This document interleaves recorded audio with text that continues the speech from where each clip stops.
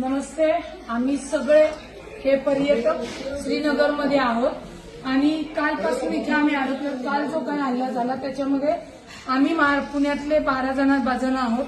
हे नाशिकचे आहेत आणि ही फॅमिली अहमदाबादची आहेत. असे अनेक जवळजवळ 60 ते 65% पर्यटक इथं अडकलेले आहेत. कालचा हल्ला झाल्यानंतर आणि बातमी आल्यानंतर सगळे प्रचंड घाबरलेले आहेत.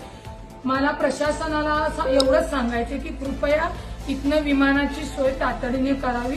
आमच्यासोबत एक टुरिस्ट इथले आहेत की ज्याप्रमाणे हल्ला झाल्यामुळे आम्ही सगळे भयभीत झालो, पण इथल्याच टुरिस्ट लोकांनी या नाशिकच्या फॅमिलीला स्वतःच्या हे ते आहेत भैया, आपका नाम क्या है?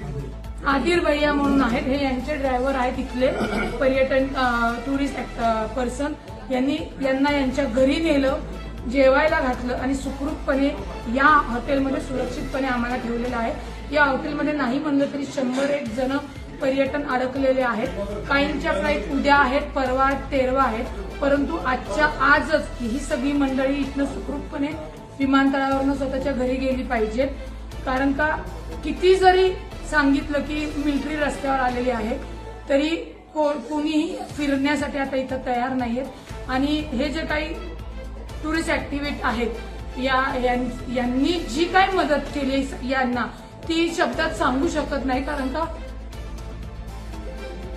हे रडायला लागलेले आहेत, कारण यांचा धंदा पूर्णपणे बुडालेला आहे. इथं कुणी आता पर्यटक येणार नाही. त्यांनी गाड्या वगैरे सगळ्या लोनवरती घेतलेल्या आहेत आणि अक्षरशः रडतायत की आता यांच्यापुढे बेरोजगारीचं खूप मोठं संकट आलेलं आहे.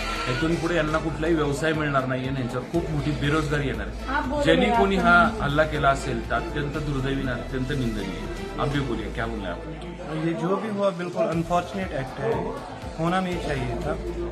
वो तो वहाँ पे मौसम बच्चे थे फैमिलीज के साथ, वो तो यहाँ पे वेकेशंस के लिए आए थे, हमारे साथ यहाँ एंजॉय करते थे.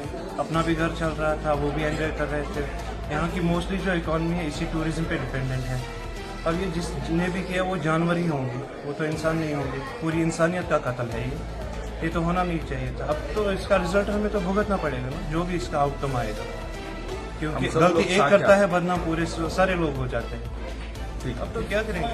आमचं महाराष्ट्र सरकारला, कर्नाटक सरकार असेल, सगळ्या स्टेटला लोकांना विनंती आहे गव्हर्नमेंटला की तातडीने विमानांची एक्स्ट्रा विमानं अवेलेबल करून आम्हा सगळ्यांना इथनं सुरक्षितपणे आपल्या आपल्या राज्यात घेऊन जावे आणि लवकरात लवकर ती हे करावी. मी महाराष्ट्राचे उपमुख्यमंत्री अजितदादा, केंद्रीय मंत्री मुरली अण्णा यांच्याशी संपर्क करून इथे जेवढे पर्यटक आहेत त्यांच्याशी बोलून आजच्याच त्याला हलवणं, माझ्या फॅमिलीसह ही सर्व पर्यटन ही माझी महाराष्ट्राची फॅमिली इथनं हलवण्याचा प्रयत्न करतोय.